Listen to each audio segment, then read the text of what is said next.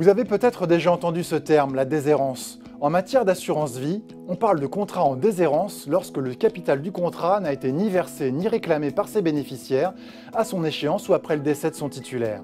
Le phénomène est loin d'être anecdotique puisque selon le rapport 2019 de la Cour des comptes, à la fin de l'année 2017, près de 5 milliards d'euros n'avaient toujours pas été restitués à leurs légitimes propriétaires. Heureusement, depuis le 1er janvier 2016, l'adoption de la loi Eckert a formalisé un processus de recherche à la charge de la compagnie d'assurance qui l'oblige à consulter tous les ans le registre national d'identification des personnes physiques tenu par l'INSEE. Tous les ans, elle doit aussi communiquer à l'ACPR, le gendarme du secteur, les démarches effectuées pour résorber son stock de contrats non réclamés. Mais si vous êtes bénéficiaire d'un contrat oublié par les assureurs, rien ne vous empêche de prendre les devants. On vous explique comment. Si vous pensez être bénéficiaire d'un contrat d'assurance vie dont le souscripteur est décédé depuis moins de 10 ans, vous devez contacter l'AGIRA, l'association pour la gestion des informations sur le risque en assurance. Pendant longtemps, l'unique moyen à disposition était le courrier postal, mais il est désormais possible de remplir une demande par formulaire sur le site de l'association.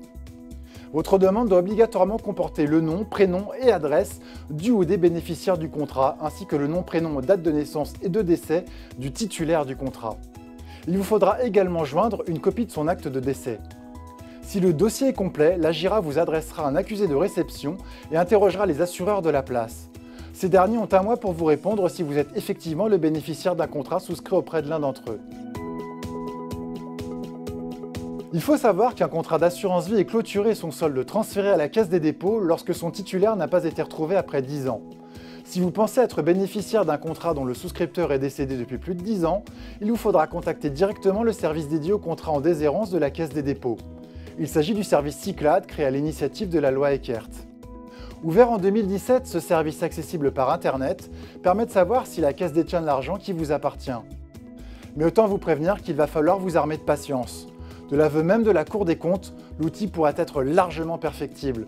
En effet, pour certaines demandes spécifiques, le service ne prendra en compte que des demandes adressées par courrier papier, ce qui rallongera d'autant plus leur délai de traitement, qui est en moyenne de 6 mois.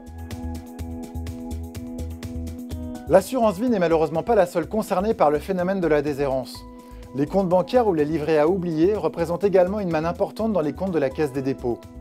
La CPR, dans le cadre de sa mission de surveillance du secteur, a également identifié d'autres placements où des magots sans propriétaire dorment encore, notamment du côté de l'épargne retraite supplémentaire, mais aussi de l'épargne salariale.